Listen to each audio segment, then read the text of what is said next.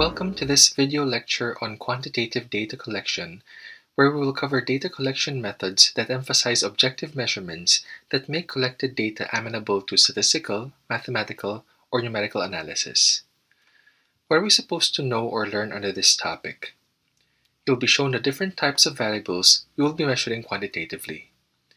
You'll also learn about the different methods of quantitative data collection.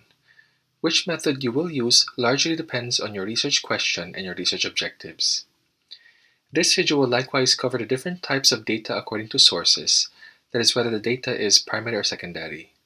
As to your data collection method, this is likewise dependent on your research question and research objectives. Before we get to these aforementioned subtopics, let me first give you an introduction on data collection. There are quite a few characteristics that make research data quality desirable: completeness and comprehensiveness, legitimacy and validity, availability and accessibility, timeliness and relevance, reliability and consistency, and accuracy and precision. Since we will be involving ourselves with quantitative data in this video lecture, I will spend a little bit more time discussing data accuracy and precision. Precision is defined as the closeness of two or more measurements to each other. For instance, you weigh an object, say, 5 times, and each time you get 3.2 kilograms as measurement. You can say with confidence that your measurement is very precise. Perhaps you can regard precision as being synonymous with another desirable quality of research data called reliability, which refers to the repeatability or consistency of the data when measured more than once. Thus, if you measure the same thing and each time get the same or close to the same measurements, you can say that such measurements or observations are dependable as well. Take note, however, that reliability and consistency is more of a matter of how the measurement is done rather than what is being measured. If we were to put this in question form, it would be, will one get the same values if the measurements are repeated? Precision is reflective of the statistical power of the study you're conducting. We will discuss power more when we get into the sample size determination video lecture. But just to define what power is, it is the ability of your study to pick up a difference in measurement between two groups when that difference does indeed exist under the true state of affairs. So, if your study lacks precision, it will likewise be less sensitive in picking up this existing difference, and will have a higher chance of not rejecting a false null hypothesis.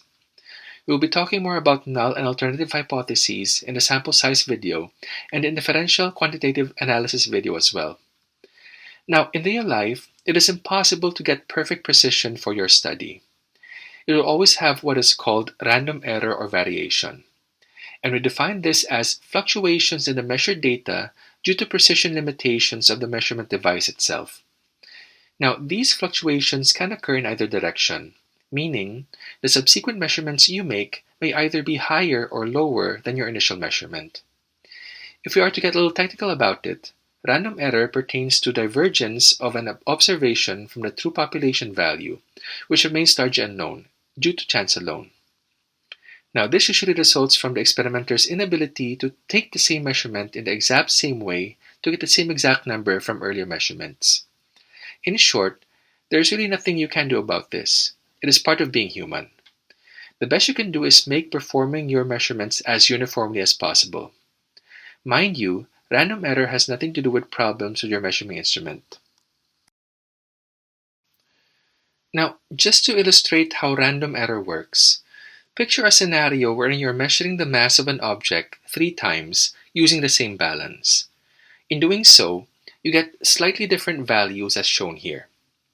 While you can never eliminate random error, you can minimize this, and this is generally done by getting more data about the same thing. That is, making more measurements. Increasing the number of measurements is similar to increasing your sample size. Random error can also be evaluated through statistical analysis and can be reduced by averaging over a large number of observations.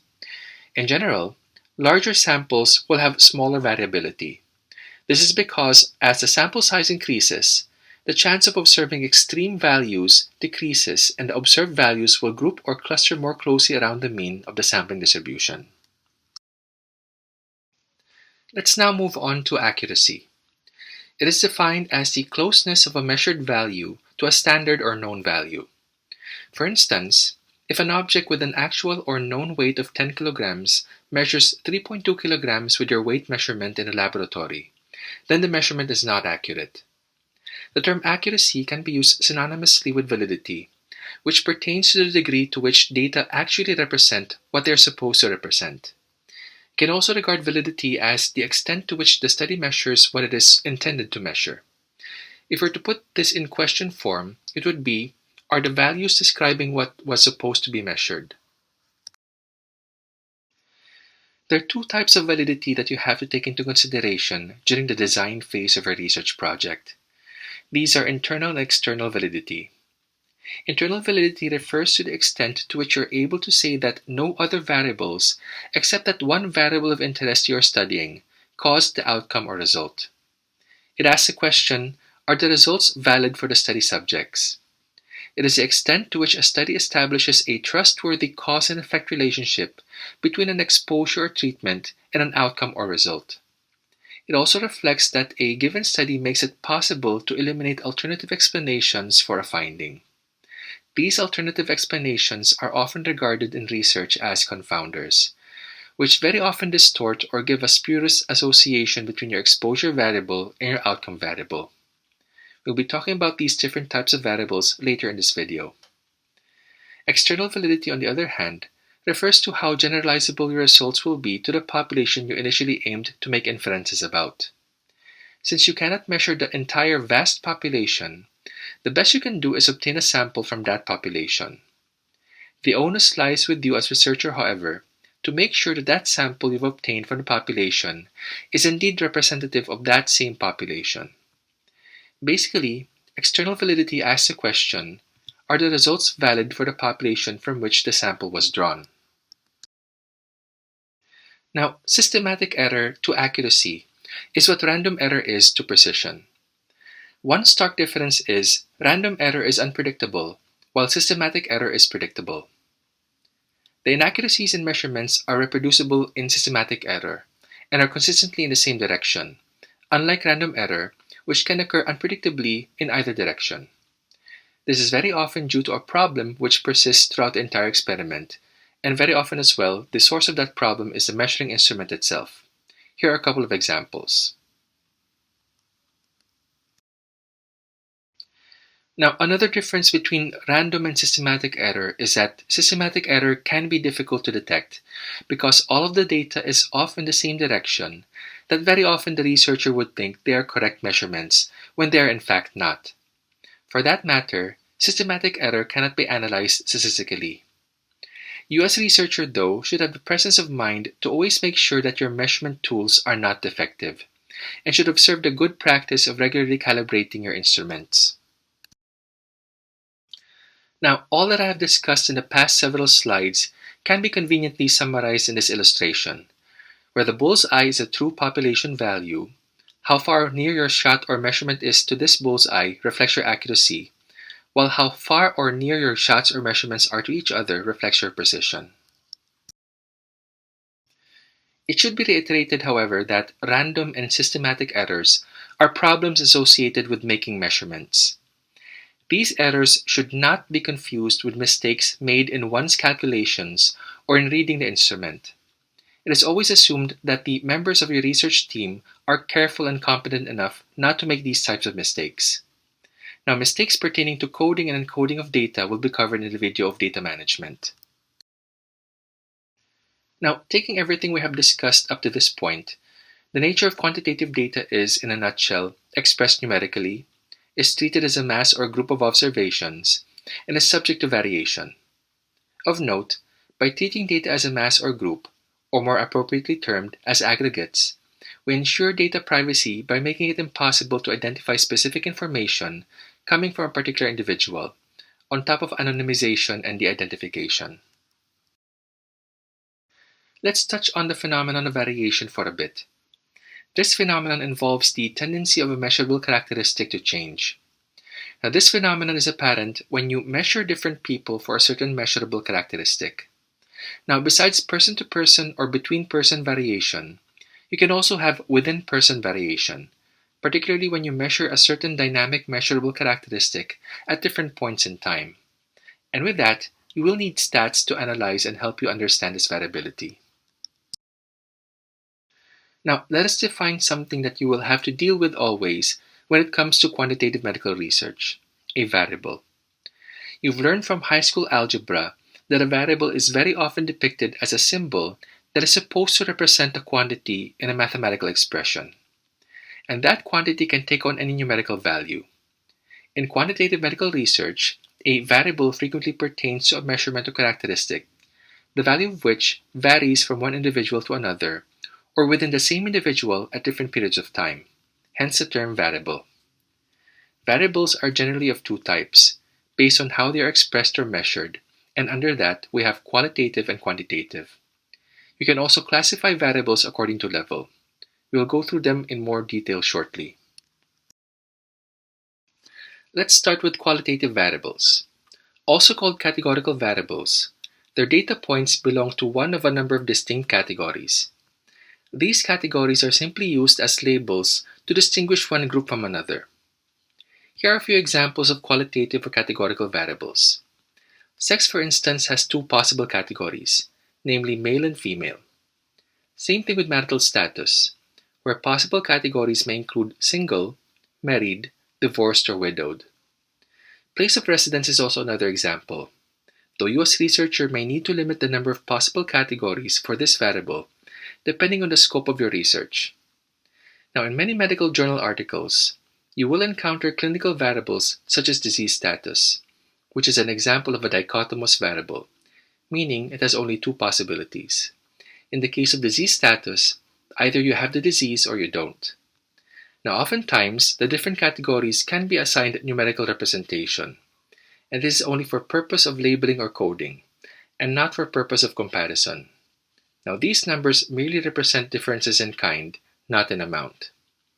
However, for clinically relevant dichotomous variables, such as disease status from earlier, their two categories are often given numerical values that represent the absence or presence of a characteristic or risk factor that may be expected to influence another variable, typically the outcome. Now, these numerical values are 0 and 1, respectively. Such variables are referred to as dummy variables. Here are other examples of such variables besides disease status. Lastly, categorical variables can either be nominal or ordinal. We will talk about them later under levels of measurement for variables. Quantitative variables, on the other hand, have data points that take on the form of a numerical value. Stated differently, the values of such variables indicate a quantity or amount and can be expressed numerically. Values of such variable can also be arranged according to magnitude. Here are some examples of quantitative variables. We can further subdivide quantitative variables into either discrete or continuous variables. Now, think of discrete variables as variables whose data are produced by a counting action. For that matter, such variables have possible values that can only assume whole numbers or integers. We often call such data as count data. Examples of discrete variables are number of children in a family, number of beds in a particular hospital, or number of doctor visits. Unless reported as or specifically indicated as the average number of children from different families, we don't say there are 3.5 children in one family, for instance. That would be a very scary thought. Same thing can be applied with the other two examples I gave. Now, one can actually regard nominal variables as discrete, particularly when numerical values have been assigned to the different categories of that variable. Take note, however, that these numerical values merely represent differences in kind, not in amount. Now, depending on the situation or context, ordinal variables, particularly when assigned numerical values for their categories, can also be considered as quantitative discrete variables. Continuous variables, on the other hand, can attain any value, including fractions or decimals. Theoretically, a continuous variable can have an infinite amount or infinite number of possible values on the scale on which they are measured, and limited only by the level of precision of the instrument used for measurement. That being said, data of such variables are generated by a measurement instrument or process. Examples would be height measured by a measuring tape, weight measured by weighing scale, or blood pressure measured by sphygmomanometer. Interval and ratio variables, which will be discussed later, are regarded as continuous variables. Let's now go to classification of variables according to level of measurement. First, we have nominal variables. As was already discussed earlier, nominal variables are categorical variables whose categories are merely used as labels and do not represent quantity. Take note as well that the different categories should represent a set of mutual exclusive and exhaustive classes to which individuals may be assigned. And this is to prevent one individual from being a member of two different categories for that variable at the same time. As I mentioned earlier, discrete variables can be nominal as well. Nominal variables do not have standard units. Here are a few examples. Notice that they are also the same as the examples I gave under categorical variables, since categorical variables can be nominal as well. Dichotomous variables, also called binary variables because they have or only take on two possible categories, are a special kind of nominal variable. Next, we have ordinal variables, which have the same characteristics as nominal variables, but with an added feature. There is natural ordering or ranking to the data values. There will be times when the distance between adjacent categories cannot be clearly quantified, as this often involves situations wherein quantifying that variable has some subjective component to it. Examples of such variables include what are often encountered in Likert scales, or when you're quantifying pain symptoms, for instance. Now, other ordinal variables have distances between adjacent categories that are clearly quantified, though not necessarily equal. An example would be age groups, where you've perhaps already defined beforehand what the numerical limits are for each category. Notice that ascertaining age group is an objective and not a subjective task.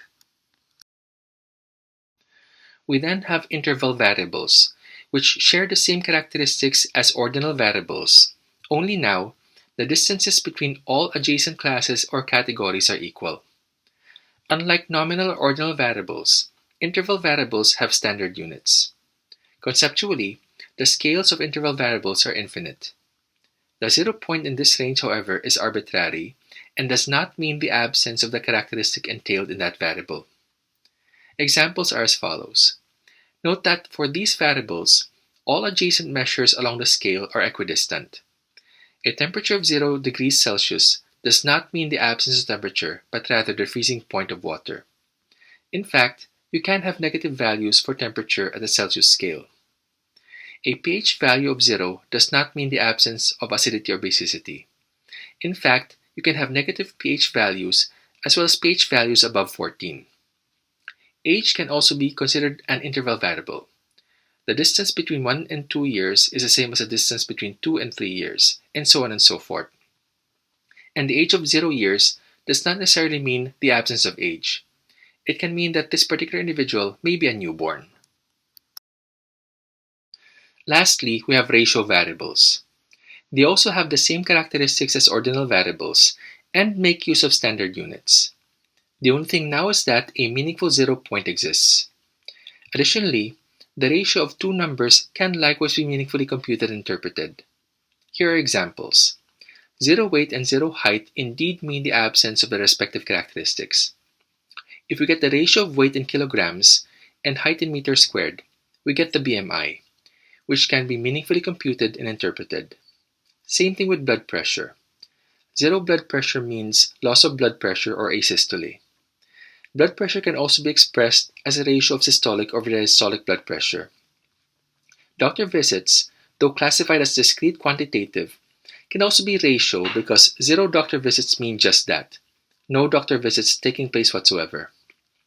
Moreover, the distance between 1 and 2 doctor visits, 2 and 3 doctor visits, and so on and so forth are equidistant. The same can be applied for the number of DMFT index, where D stands for decayed, M for missing, and F for filled. Now, if we were to rank the different levels of measurements in terms of increasing information they contain and increasing precision, we get this arrangement. Nominal is at the bottom, while ratio is at the topmost. Now, additionally, variables can also be classified according to causal relationships. This is where we encounter the terms independent and dependent variables. These are important concepts to learn, especially if your research involves an exposure and an expected outcome. The independent variable is a variable whose effect on another variable, frequently the outcome, is being evaluated or investigated. This variable is the presumed cause or exposure in a hypothesized cause-effect relationship. For that matter, the independent variable is also called the exposure variable or explanatory variable. The dependent variable, on the other hand, is the outcome of interest that was mentioned earlier. As the term implies, the value of the dependent variable is dependent upon the independent variable. Basically, the dependent variable is a presumed effect brought about by the exposure or the independent variable. For that matter, the dependent variable can also be called outcome variable or response variable.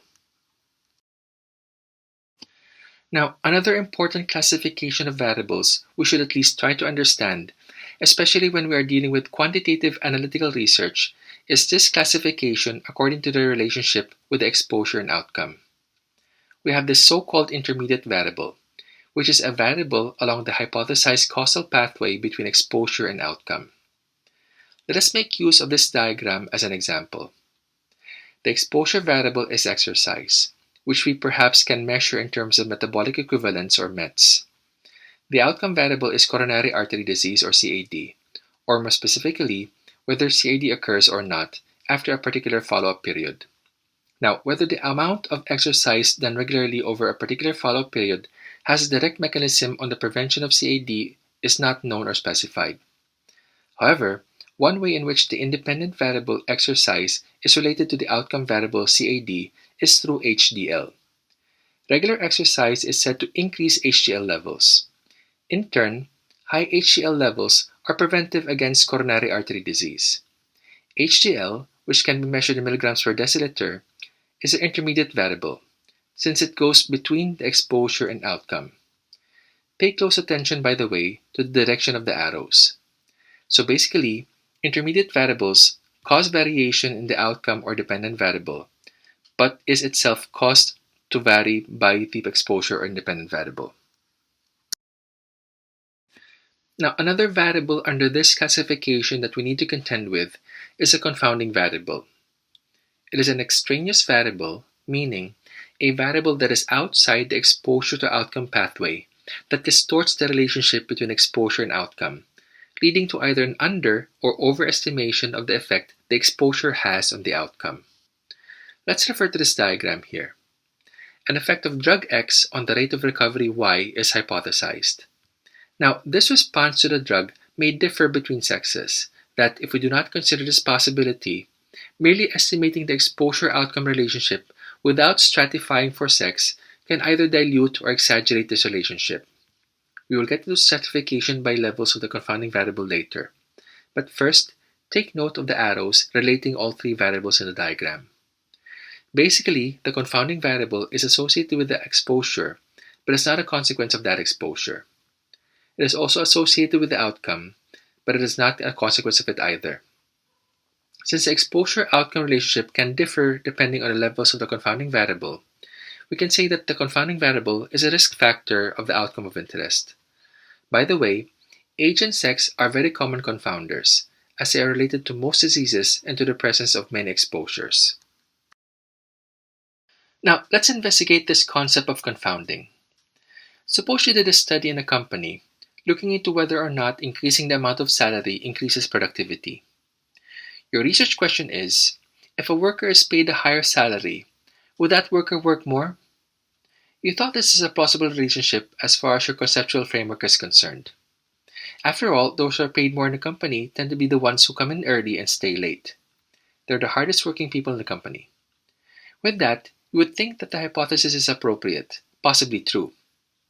So, you got the initial data, and you saw that there's indeed a positive association between the amount of salary and work productivity. Meaning, the higher the pay, the more work done. Now, if you went ahead and presented this to the higher-ups in the company, just basing on these two variables, then you have committed the fatal flaw in research. You have failed to consider factors other than the amount of salary that may also affect work productivity. Now, you go back to the drawing board and start asking yourself other questions. What if the employees are already hard workers to begin with? are really motivated and like what they do, are passionate and competitive, and don't want to leave the office first. Perhaps they view a higher pay as just something that is incidental, but welcome nonetheless. How do we know what the cause of their hard work and increased productivity is? After all that brainstorming, you were able to identify the variables personality, motivation, and competition as possible confounders, all related to both exposure and outcome, but are affected or influenced by neither.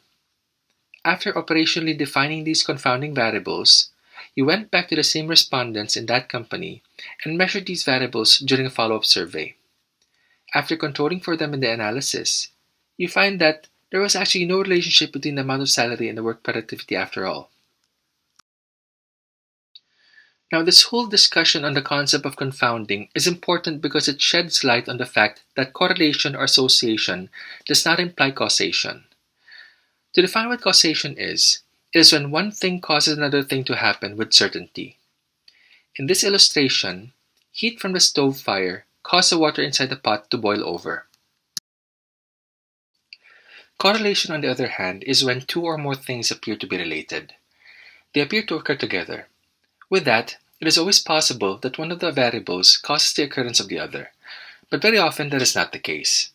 What happens to be the occurrence of one variable causing the occurrence of the other may not be something direct, but may be channeled through another variable, very often a confounder. Let us take this example here for instance. It's summertime, and both ice cream sales and sunburn rates increase. Plotting their occurrences on a Cartesian plane, we see that both of these variables occur concurrently. But does that mean that eating ice cream increases your risk of sunburn? Certainly not, because on sunny days, people are more likely to eat something cold, such as ice cream, and get sunburned as well. Thus, a correlation does not always mean that one thing causes the other. Take this single-panel comic strip as another example. What is presumed to be the exposure variable or cause is a seatbelt sign, and the effect or outcome is the bumpiness. While a strong association, correlation, or relationship is present between lighting up of the seatbelt sign and occurrence of the bumpiness, the former clearly does not cause the latter. Another factor or variable that was not measured here is the degree of outside turbulence. When outside turbulence is strong enough, the pilot will preemptively turn on the fasten seatbelt sign before the plane ride gets bumpy. And of course, the outside turbulence itself is causing the bumpiness. After taking this into consideration, we will eventually see that any causal relationship between lighting up of the seatbelt sign and bumpiness of the plane ride disappears. Now, the takeaway from all this is that when you are constructing your conceptual frameworks, besides designating what your independent and dependent variables are, be sure to include all of the variables that need to be included, and have a good understanding of how these different variables relate to each other. Now, here's an example of how confounding is addressed in an actual clinical research scenario through performing what is called stratified analysis or stratification. Stratification allows to control for confounding by creating two or more categories of the confounding variable. Displayed here is a 2x2 contingency table that shows the number of patients who died and survived after being admitted in two hospitals, Hospital A and Hospital B. At the end of the study period, the mortality rate in Hospital A, based on these numbers, is 3.5%, while that of Hospital B is 2%. This is a prospective study, so the risk ratio or RR was computed. The resultant RR here is 1.73. Seeing that the confidence interval does not include the null value of 1.0, the RR of 1.73 is said to be statistically significant. The interpretation of the RR is that your risk of dying in Hospital A is 1.73 times higher than in Hospital B. The problem with this study is that the severity of illness of the patients that were admitted were not taken into consideration. Presenting the crude results runs the risk of lawsuits, especially if no effort was put into measuring other pertinent variables that may also influence in-hospital mortality. Now, the data was reanalyzed, and this time, stratification was made according to severity of illness. The RR for death among severely ill patients is 1.08, with a confidence interval that includes the null value of 1.0, and is thus not significant. The RR for death among patients who are not severely ill, on the other hand, is 1.0, right where the null value is. Overall, after controlling for the confounding effects of illness severity, we see that there is no difference in risk of death between the two hospitals. Now, here's another example. This involves sex being the independent variable and the rate of hospitalization for motor vehicular accidents being the dependent variable. The 2x2 table is shown here. According to the data here, the risk ratio is 1.44. Its confidence interval does not include the null value of 1.0, thus the RR is statistically significant. The interpretation is that males are 1.44 times more likely than females to be hospitalized for motor vehicular accidents. Take note, however, that this analysis is a crude analysis, meaning it only considers the independent and dependent variables in the analysis. The confounding variables are not yet included. Age was designated beforehand as a potential confounder.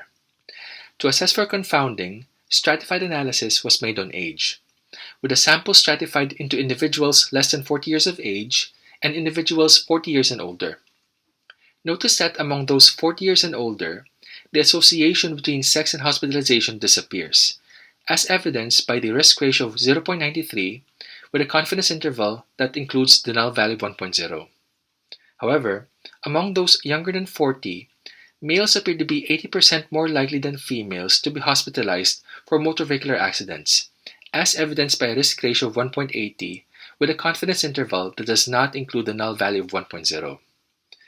Unlike the first example here, we see a difference or separation of the magnitudes of association according to age group. And since there's this separation, we no longer regard the effect of age on the exposure outcome association as confounding, but rather effect measure modification. Now, before leaving this example, it is important to note as well that while sex is a designated independent variable, sex cannot be said to be itself the cause of hospitalization, alluding to association or correlation not implying causation. A more plausible causative pathway would be road aggression or adventurousness, more observed among younger people, that led to higher risk of getting involved in motor vehicular accidents, which males appear to more likely have, as implied by the data presented. So at this point, we have to make the important distinction between confounding and effect modification. This you already know from earlier regarding confounding. It leads to a distortion of the association between exposure and outcome, which corrects towards the null value once you have controlled for said confounding through stratified analysis. Effect measure modification, on the other hand, occurs when the magnitude of the association or supposed effect of the exposure on the outcome differs depending on the level of a third variable. In the previous example, that third variable is age, which was initially thought to have possible confounding effects. But after stratifying on that variable, with the levels being less than 40 years and above, we saw that the latter has no exposure outcome association, while the former had. Now, when you were doing your literature search for your RRL, you might have encountered the terms crude and adjusted, like crude RR or crude OR, as well as adjusted RR or adjusted OR. Basically, crude analysis gives you an RR or an OR that just involves the independent and dependent variables and no other. In many medical researches, however, there is frequently more than one independent variable hypothesized to affect the outcome of interest. And those additional variables may include your potential confounders. In those cases, you will need adjusted analysis. Adjusted analysis involves holding the effects of the other relevant variables constant. This type of analysis provides the risk ratio or odds ratio for the potential variable of interest, which is adjusted for the other independent variables and confounders you sought to measure.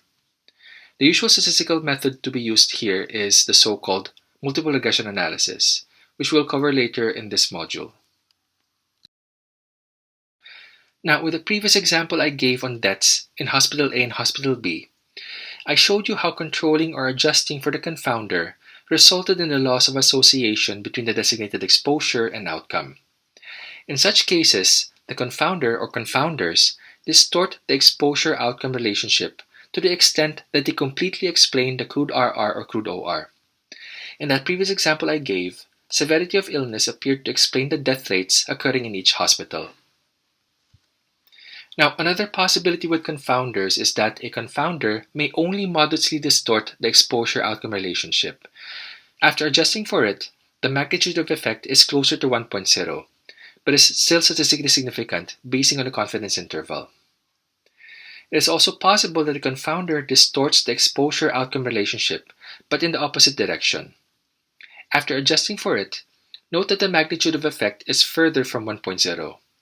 This strongly suggests that this confounding variable may be a protective factor instead of a risk factor for the outcome.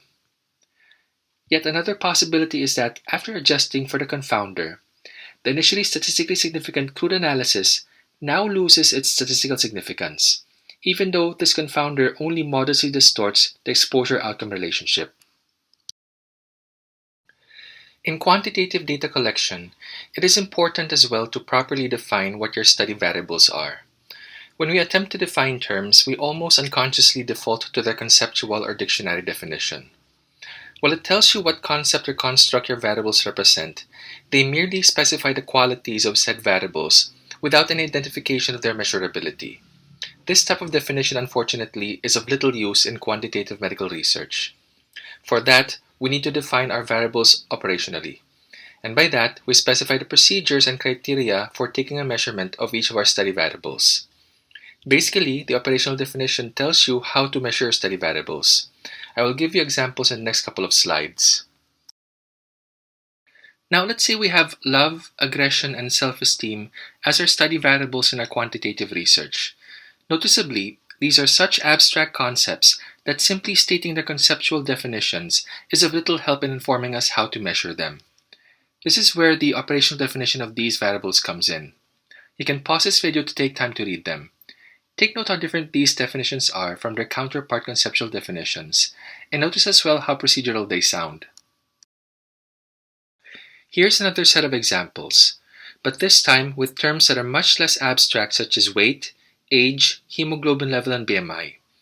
Even with more concrete terms such as these, we can easily encounter the pitfall of defaulting our definitions to the dictionary or conceptual definition. Again, take note of the difference between these two sets of definitions, the conceptual and operational. And take note too of how the operational definition appears to be giving the researcher instructions on how to measure the study variables being defined. And that concludes the first part of this video lecture. We now move on to the next part, which discusses the different methods of collecting quantitative data. The first two methods, observation or direct measurement and interviews, allow us to collect what is called primary data, while records review or charts review allow us to collect what is called secondary data. But first though, let us define what primary and secondary data are.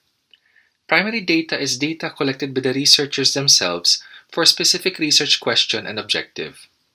They collect data from the source itself or themselves if the study involves human participants. Thus, this type of data is original in character. Secondary data, on the other hand, has already been collected by someone else before to test a hypothesis different from the current one you have formulated for which you need this secondary data to test your new hypothesis. Secondary data typically has already passed through at least one statistical process, wherein the results most likely may have already been published previously, though this is not a strict requirement. Secondary data is, in essence, archived data. Examples include census data being used, let's say, to analyze the impact of education on career choice and earnings. Now let's start with the first couple of methods of quantitative data collection, direct observation and measurement. Observation is defined as a way of gathering data by watching behavior, events, or noting physical characteristics in their natural setting, while measurement is defined as a process of associating numbers with physical quantities and phenomena. Here are examples in quantitative research where this method is utilized. Qualitative research likewise makes use of this method heavily. Here are some examples under this type of research. Direct observation and measurement offers an array of advantages. All sciences share these methods in common for data collection. Apart from that, they're the simplest too. Particularly in descriptive studies, any data you collect using these methods can be used for your hypothesis generation or formulation. And since you have the study participant right in front of you, it becomes easier for you as a researcher to directly check the accuracy of your data. Observation particularly requires less active cooperation and willingness of respondents, and is even possible without their knowledge. However, this all depends on the design of your study and whether or not the methodology has been deemed ethical depending on the purpose of your study. Finally, observation and measurement may just be the only appropriate tools for certain cases. Like with any other method of data collection, observation and measurement also have their own share of disadvantages. Observation would be inappropriate in certain instances, frequently with those involving privacy issues. Similarly, not all occurrences lend themselves to observation study. This often happens when potential respondents do not give consent for you to observe them or measure the characteristics of interest. Another instance would be that an event occurred, but you weren't there to personally observe it. Next, not all occurrences open to observation can be observed even when the observer is at hand. This can happen when multiple occurrences occur simultaneously, that some of them cannot be observed by the researcher, even when he or she is in the vicinity. Observation particularly tends to lack reliability and can have validity issues as well. You can also have what is called inter-observer variability, which occurs when two or more observers may judge the same phenomenon differently. Personal bias of the observer may come into play as well, particularly when trying to ascertain outcomes that have some subjective criteria. Depending on the research undertaking, the task of observing and measuring can be time-consuming and expensive. There will be times as well when observation must be supplemented by other methods of data collection. For most studies, participants are informed of pertinent details about the study they are in, including the fact that they are being observed. And because of this, you very often get an unavoidable bias called the Hawthorne effect, wherein study participants alter their behavior due to the awareness of being observed. This is akin to them putting their best foot forward simply because they are being observed. The effect gets its name from one of the most famous industrial history experiments that took place at Western Electric's factory in the Hawthorne suburb of Chicago in the late 1920s and early 1930s. Mind you that this can happen with quantitative studies as well, not just qualitative ones, particularly when numerically quantifying characteristics that involve, say, behavior. Unfortunately, there is no universally agreed upon method to control for it. It is all part of the human experience. Over the years, the researcher develops their own judgment in assessing for its presence. You will encounter the definition of bias again in another video, but to give you an overview, bias in research is something that occurs when systematic error is introduced into sampling or testing by selecting or encouraging one outcome over the other. This results in an incorrect estimate of the true effect of an exposure on the outcome of interest. Basically, you can never eliminate bias, only minimize it. Some recommended ways to minimize bias in observation and measurement include, first and foremost, standardizing the measurement methods you and your group will be using in the study. Keep a list of instructions or checklist of steps in doing a particular measurement. Repeat measurements as much as possible to check for precision. Train observers on what they need to look for when observing the study participants. Now, this one is particularly important in randomized controlled trials. Observers should not be informed of which treatment group the study participant was randomized in, so that this will not influence how they will ascertain any outcome of interest.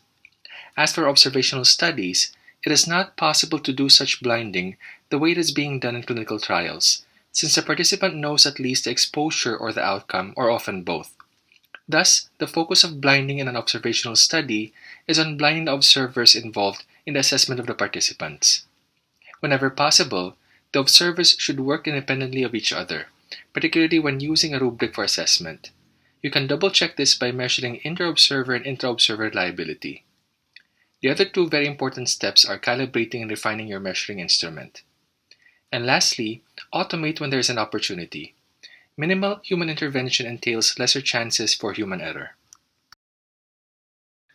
For the next few slides, I will give you an example showing the importance of operationally defining your study variables so that bias is minimized during direct observation and measurement of said variables.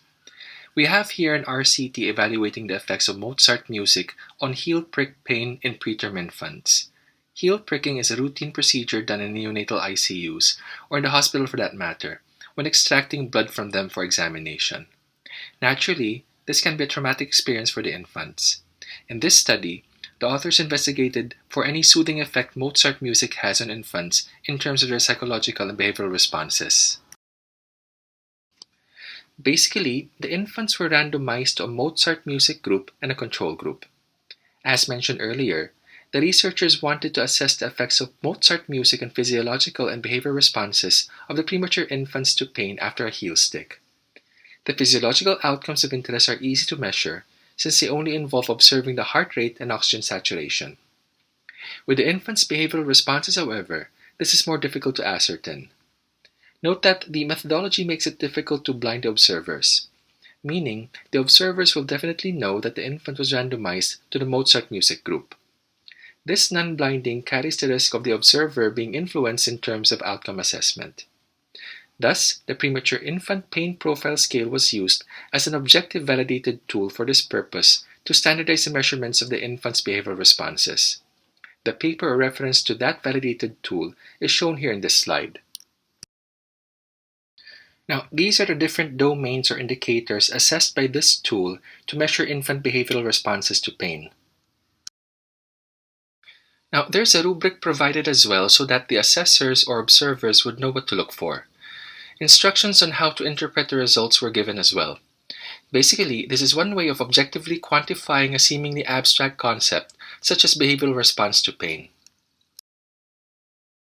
The next data collection method that can be used in quantitative medical research is interviewing. An interview is defined as a direct face-to-face attempt to obtain reliable and valid measures in the form of verbal responses from one or more respondents. While interviews are predominantly in the realm of qualitative research, it can also be used in quantitative research if the questions you ask help or aid you in quantifying a particular characteristic of interest. In face-to-face interviews, the interviewer directly communicates with the respondent in accordance with the prepared questionnaire, which we refer to as the interview schedule. This is a form that contains a set of questions that are read out by the interviewer to the respondent and is used to record responses. Face-to-face interviews have the advantage of ensuring the quality of the obtained data and increases the response rate, since the respondent is right there in front of you. It can be structured or semi-structured. When we say structured, all the questions to be asked are already predefined. With semi-structured questionnaires, on the other hand, the interviewer asks only a few predefined questions, while the rest of the questions are impromptu or not planned in advance. The semi-structured interviews are the ones you'd expect to more likely happen with qualitative research. Surveys are standardized questionnaires that are administered to a sample of respondents selected from a population. Such surveys can be actual written documents or online forms or questionnaires, and can be administered via face-to-face interview or via telephone interview. One very convenient advantage of surveys is that they can be self-administered, though this very often runs the risk of self-selection bias. We then have records or chart reviews. There are some important things to consider first when you want to embark on a research project involving retrieving secondary data through records or chart reviews. First, you have to be clear in your protocol what charts you will review. For example, are they outpatient charts or inpatient hospital charts? Who will be the one to review these charts and abstract the data? Will you be hiring a research assistant or RA for that? Or will you be carrying out these tasks yourself? If you will be hiring RAs, you will have to decide if they need to have some clinical background. You also have to lay out clearly in your protocol what information you wish to collect. With that, you have to list your duly operationally defined variables. You may need to also assess the availability of these variables in the chart. Lastly, you will need to consider how your data will be collected. Is the data collection going to be paper-based or computer-based? It is important to know that the review of patient medical records are covered under the Data Privacy Act of 2012. So it is best that you familiarize yourself thoroughly with this when this is the type of research you will conduct. When you're collecting or abstracting data from patient medical records, you need to have a duly reviewed data collection form or data abstraction form that follows the ethical guidelines for data de-identification and anonymization. It is preferable that the contents of such forms, for your convenience, follows the flow of information in the medical records you're reviewing. It should also have simple and unambiguous response fields for each variable. This is particularly important when you're hiring research assistants to review the charts for you. The forms likewise need to have provisions for handling missing, conflicting, or ambiguous data from the records being reviewed. Now, here is an excerpt of the data collection form. As the caption of the figure states, this helps you ensure the quality of the abstracted data because you would know what to specifically look for in the patient record. You will revisit data coding again when you watch the data management video. Basically, the data collection form should have an easy-to-read layout that should not be crowded with unnecessary text. Data entries should be properly dated and timed using a predetermined format for uniformity. Very frequently, data collection forms make use of number-based choices wherein the data collector simply encircles the appropriate number. You can also allow circling or checking of options for each item in your data collection form. Compared to writing strings of information, such format aids in the ease of data abstraction from the charts or documents you're reviewing. If you will be making use of this, you need to make sure that all options for a particular item should be included for completeness. For that matter, adding an others option or a missing or not noted option may be sometimes necessary depending on the situation. Now, if numbers need to be written down in the form, there should be broken lines provided beside a specific item asking for them. The number of broken lines should also indicate the number of digits of the numbers to be collected, and this should include spaces for leading zeros. The study subject's ID number should be indicated at the top right-hand corner of the form, where it can be easily visualized. This facilitates easy retrieval when they are already in file. Pilot testing of the forms may sometimes be necessary. This is so that one can assess for data availability from the documents or charts being reviewed. Also, this is so that any confusing items or questions in the form can be identified and corrected accordingly. Lastly, this is so that one can test how efficient the data collection format is in recording or collecting the abstracted data. Now, it are not only the data collection forms that can be subjected to pilot testing.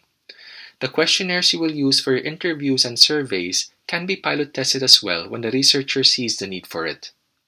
Through pilot testing, you can find out if the form will work well in actuality. I've already discussed using pilot testing to confirm data availability in a previous slide. By pilot testing, you can also be able to assess and confirm the appropriateness of the data collection procedures, as well as gauge the performance of your hired data collectors when using the data collection form you drafted. Pilot testing also gives the opportunity for data collectors to give their feedback about the forms or questionnaires. Through pilot testing, they may be able to identify confusing or misleading questions, some ambiguities or conflicts, as well as inefficiencies in data collection form layout that need to be addressed and corrected by the research team. Now, I will end this video lecture by showing the following salient points. Make sure you know your research question and research objectives very well, so that you will be able to identify what appropriate quantitative data collection methods to use for your research. You will likewise need to be very familiar with nature and operational definitions of your study variables, so you will know how to measure them when you're now out in the field. Find out beforehand as well if you will need to collect primary data or review secondary data. Lastly, with all things considered, you as researcher need to ensure that the measurements you will make are precise and accurate.